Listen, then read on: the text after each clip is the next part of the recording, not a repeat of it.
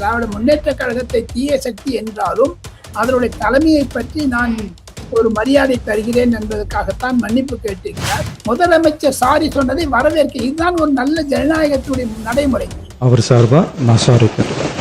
சபாநாயகர் ஆளுங்கட்சி உறுப்பினர்களை ஏன் அமுக்குகிறார், எதிர்கட்சி சாதகமாக இருக்கிறாரோ என்ற எண்ணம் எனக்கு வருகிறது. லோக்சபால ஒரு நாள் கூட பார்லிமெண்ட் நடந்தது கிடையாது இந்த வின்டர் செஷன்ல, இந்த மான்சூன் செஷன்ல. அதே மாதிரி தமிழகத்திலும் முடக்க வேண்டும் என்று இருக்கிறார்கள். எச்சரிக்கையாக இருப்பது நல்லது. முதலமைச்சர் அவர்களே வருஷத்துக்கு ஒரு தடவை, வருஷத்துக்கு 2 தடவை பண்ணாரு. தினம் பண்ணியிருந்தீங்கன்னா உங்களை அது திராவிட முன்னேற்ற கழகம் இல்லை, வெளிநடப்பு திராவிட முன்னேற்ற கழகம் ஆயிடும். பொதுமக்களே தங்கள் திமுகவை வெளிநடப்பு செய்ய விடுவார்கள். தேர்ந்ததை பார்த்து கொண்டே இருந்தது. காரணம் என்ன என்று கேட்டால்,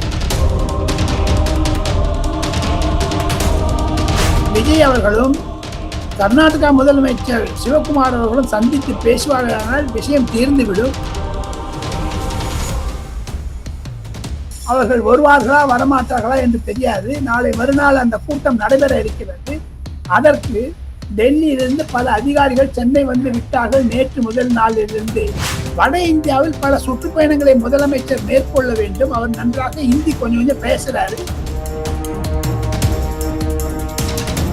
அது எஸ்பிஜி கேட்பாங்க. அதே மாதிரி தமிழக போலீசார்கள் அனுமதி பெற்றிருப்பார்கள் த்ரிஷாவுடைய இருக்கைக்கு. வேண்டுமென்று திருச்சி சொல்லி கரூர் சம்பவத்திலும் திரிக்க பார்த்தார்கள். அந்த வேன்ல, அந்த பஸ்ல த்ரிஷா உட்கார்ந்தாங்களா, போய் சொன்னாங்க. எல்லாரும் அசிங்கமான நிலைமையில கொண்டு விடுவாங்க திமுகவினர். அதற்கு முதலமைச்சர் எச்சரிக்கையாக இருக்க வேண்டும்.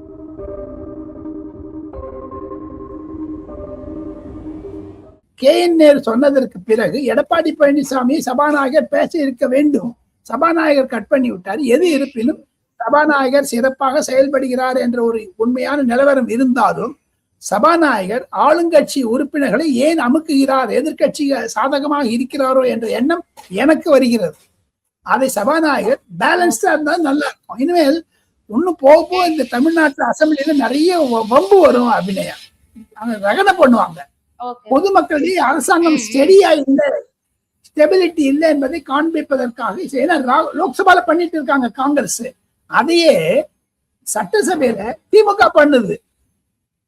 லோக்சபால ஒரு நாள் கூட பார்லிமெண்ட் நடந்தது கிடையாது இந்த வின்டர் செஷன்ல, இந்த மான்சூன் செஷன்ல. அதே மாதிரி தமிழகத்திலும் முடக்க வேண்டும் என்று இருக்கிறார்கள். எச்சரிக்கையாக இருப்பது நல்லது. முதலமைச்சர் அவர்களே. Okay sir. இன்னைக்கு முதலமைச்சர் அவர்கள் பதில் உரைக்கும் போது எந்திரிச்ச உடனே சாரி கேட்டுக்கிறேன் எதிர்கட்சியில இருக்கிறவங்களுக்கு அப்படின்ற மாதிரி சொல்லியிருப்பாரு. அமைச்சர் ரஞ்சித் கருணாநிதி அவர்களை அவருடைய பெயரை யூஸ் பண்ணி ஒரு வார்த்தை சொல்லியிருப்பாரு. அதுக்காக நான் மன்னிப்பு கேட்டுக்கிறேன் அவர் சார்பா அப்படின்ட்டு முதலமைச்சர் மன்னிப்பு கேட்டு அப்புறம் விவசாயிகளுக்கு பயிர் கடன் தள்ளுபடி எல்லாம் பேசியிருப்பாரு சார். இது எப்படி சார் பாக்குறீங்க? ஒரு முதலமைச்சர் எழுந்து நின்று அமைச்சர் சார்பா நான் மன்னிப்பு கேட்டுக்கிறேன் என்னுடைய அமைச்சர் சார்பா அப்படின்னு சொல்லியிருக்காரு. அது ஒரு மரியாதையை குறிக்கிறது. அவரும் முன்னாள் முதலமைச்சராக இருந்திருக்கிறார். திராவிட முன்னேற்ற கழகத்தை தீய சக்தி என்றாலும் அதனுடைய தலைமையை பற்றி நான் ஒரு மரியாதை தருகிறேன் என்பதற்காகத்தான் மன்னிப்பு கேட்டிருக்கிறார். அதை எப்படி ஒப்புக்கொள்ள வேண்டும், ஒத்துட்டு பார்க்க வேண்டும், ஒப்பு பார்க்க வேண்டும் என்று கேட்டால், அபிநயா, தேர்தல் முடிந்து முதலமைச்சரான பிறகு மே 10ஆம் தேதி மாலை முதலமைச்சராக விஜய் பதவியேற்றவுடன் முன்னாள் முதலமைச்சர் MK ஸ்டாலினை சந்தித்தாரே, அதுவும் மரியாதை, இதுவும் மரியாதை. மன்னிப்பு கேட்பது என்பது மரியாதை. மன்னிப்பு கேட்டதுனால நீங்க தயஞ்சு பட மாட்டீங்க. ஒண்ணு நான் எவ்வளவு தப்பு பண்ணா எங்க ஒய்ஃப்ட சாரி சொல்றேன். இதுல என்ன தப்பு இருக்குது? தப்பே கிடையாது. இப்ப நீங்களே தான் தப்பு பண்ணி உங்க அப்பா அம்மாட்ட சாரிம்மா அப்படின்னு சரி அமைஞ்சு வச்சு. ஸோ அது மாதிரி முதலமைச்சர் சாரி சொன்னதை வரவேற்க, இதுதான் ஒரு நல்ல ஜனநாயகத்துடைய நடைமுறை. அந்த அமைச்சர் மீது ஒரு கண் வந்துடும். இனிமேல் அது அமைச்சர் மீது ஒரு எச்சரிக்கையாக இருக்க வேண்டும் என்ற எண்ணம் அவருக்கும் வரும். இது நல்லா சமாளிச்சுட்டாரு, இல்லாம ரகலையா இருக்கும். Okay okay sir. இது எல்லாமே ஒரு பக்கம் இருக்க, கவன ஈர்ப்பு தீர்மானம் கொண்டு வரும்போது திமுக எங்களுக்கு தமிழக அரசு விளக்கம் தரணும், இதுக்கு எங்களுக்கு அது உடன்பாடு இல்லைன்னு சொல்லிட்டு வெளிநடப்பு செஞ்சுட்டாங்க சார். வெளிநடப்பு செஞ்சு மறுபடியும் சட்டப்பேரவைக்குள்ள வந்தாங்க. அது எப்படி சார் பாக்குறீங்க? இவங்க பாட்டு எப்ப ஒரு சட்டமன்றத்துக்கு ஒவ்வொரு சட்டமன்றத்தில் வெளிநடப்பு செய்வது என்பது ஒரு வழக்கமாக போய்விட்டது திராவிட முன்னேற்ற கழகத்திற்கு. பொதுமக்களே தங்கள் திமுகவை வெளிநடப்பு செய்ய விடுவார்கள். தேர்ந்ததை பார்த்து கொண்டே இருங்கள். காரணம் என்ன என்று கேட்டால், வெளிநடப்பு செய்வது என்பது சபைக்கு அவமரியாதை. இவங்களெல்லாம் எம்எல்ஏவா தேர்ந்தெடுக்கக்கூடிய மக்களுக்கு அவமரியாதை. நீங்க விஷயத்த சொல்ல வந்தீங்களா, வெளிநடப்பு செய்ய வந்தீங்களா? எதுக்கு அவங்களுக்கு லட்சக்கணக்கான மனுஷங்க ஓட்டு போட்டுருக்காங்க? உங்களுடைய தொழில் எப்படி பாராளுமன்றத்திலும் சட்டமன்றத்திலும் பொதுமக்கள் பிரச்சனையை எதிரொலிப்பதற்காகத்தான் சட்டசபை செய்கிறது. அதை விட்டுட்டு வாக் அவுட் பண்ணிட்டு ரேர் கேஸா பண்ணலாங்கம்மா, நல்லா இருக்கும். அது யாரும் இல்லைங்கிற வருஷத்துக்கு ஒரு தடவை, வருஷத்துக்கு 2 தடவை பண்ணாது. தினம் பண்ணியிருந்தீங்கன்னா உங்களை அது திராவிட முன்னேற்ற கழகம் இல்லை, வெளிநடப்பு திராவிட முன்னேற்ற கழகம் ஆயிடும். சார் அதுக்கப்புறம் இப்ப கர்நாடகா சொல்லிட்டு இருந்தீங்க. கர்நாடகால தமிழர்கள் 3 பேர் சுட்டுக் கொல்லப்பட்டிருக்காங்க சார். அது ஒரு மிகப்பெரிய ஒரு பிரச்சனையா போயிட்டு இருக்கு. அதை எப்படி பாக்குறீங்க? நாளை மறுநாள் மத்திய உள்துறை அமைச்சர் அமித்ஷா அவர்கள் மகாபலிபுரம் அருகே இருக்கக்கூடிய கோவலம் அந்த ரெசார்ட்ல ஒரு தென் மண்டல முதலமைச்சர்கள் மாநாடு கூட்டி இருக்கிறார். அதில் விஜய் அவர்களும் கர்நாடகா முதலமைச்சர் சிவகுமார் அவர்களும் சந்தித்து பேசுவார்கள், விஷயம் தீர்ந்துவிடும். ஆனால் முதலமைச்சரே வராதே என்று சொன்னார் கர்நாடகாவிற்கு. விஜய் அவர்களை வராதே என்று சிவகுமார் சொன்னார். இப்பொழுது தமிழ்நாட்டிற்கு வருவோம் வாங்கன்னு சொல்லிட்டு மத்திய அமைச்சர் அமித்ஷா கூப்பிடும்போது அவர்கள் வருவார்களா வரமாட்டார்களா என்று தெரியாது. நாளை மறுநாள் அந்த கூட்டம் நடைபெற இருக்கிறது. அதற்கு டெல்லியிலிருந்து பல அதிகாரிகள் சென்னை விட்டார்கள். நேற்று முதல் நாளிலிருந்து தமிழக தலைமை செயலாளரை பார்க்க ஆரம்பித்து விட்டார்கள். அது ஒரு முக்கியமான கூட்டமாகத்தான் நான் பார்க்கிறேன் Abhinaya. Okay sir. Sir Aadhav Arjun அவர் சட்டப்பேரவையில தமிழகத்துல இருந்து ஒரு பிரதமர் உருவாகணும், இங்க இருந்து தமிழகத்துல இருந்து பிரதமர் இது வரைக்கும் அங்க போனது இல்ல, சோ அந்த மாதிரி ஒருத்தர் போனா தமிழகத்துக்கு இன்னும் வலு கிடைக்கும் அப்படின்ற மாதிரி பேசியிருப்பாரு.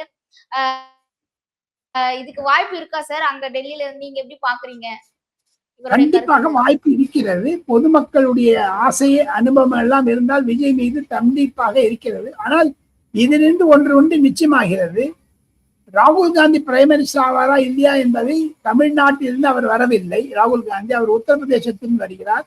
ஆக மொத்தம் நீண்ட நாளாக பொதுமக்களுக்கும் கட்சி வாழ் ஊழியர்களுக்கும் ஒரு உற்சாகத்தை உண்டு பண்ணுவதற்காகத்தான் அம்மையார் ஜெயலலிதா இருந்தபோது சொன்னாங்க, ஐயா கருணாநிதியை சொன்னாங்க, எல்லா மூப்பனாரு பிரைம் மினிஸ்டராவே ஆக்கி விட்டாங்க. ஆனா கருணாநிதி தான் கடுத்தாரு.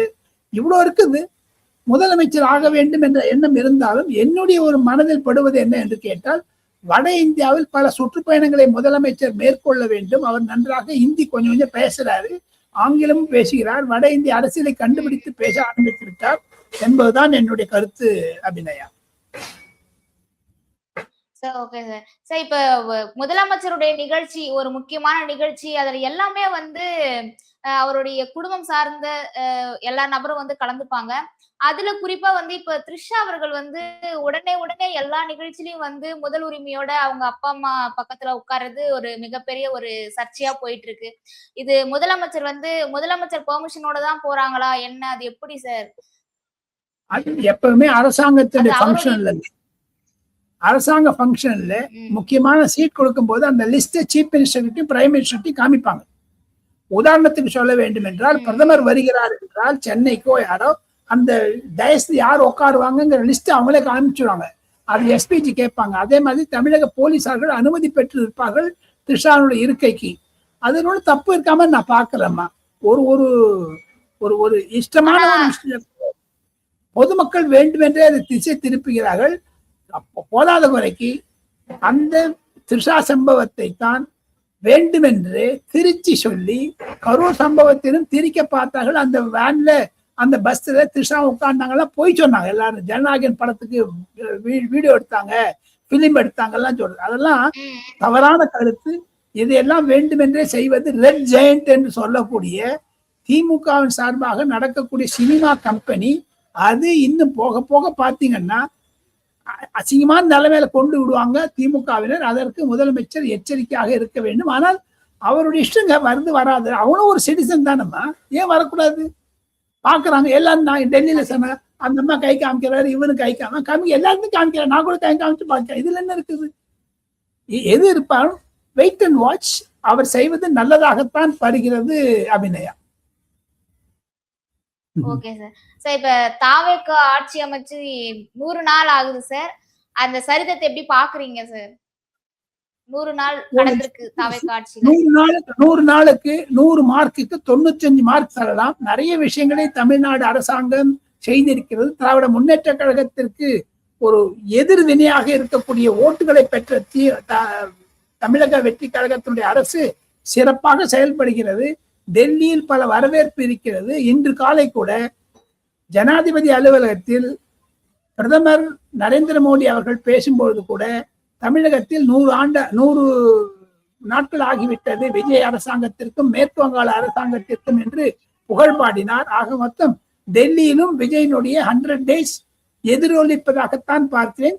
டெல்லியில் இருக்கக்கூடிய கோடான கோடி தமிழர்கள் மூலமாகவும் வட இந்தியாவில் இருக்கக்கூடிய தமிழர்கள் மூலமாகவும் தமிழக முதலமைச்சருக்கு ஒரு வாழ்த்துக்கள் சொல்வதைத்தான் நான் கடமையாக பார்க்கிறேன் அபிநய் என்று சொல்லி தங்களிடமிருந்து விடைபெறுகிறேன். நன்றி.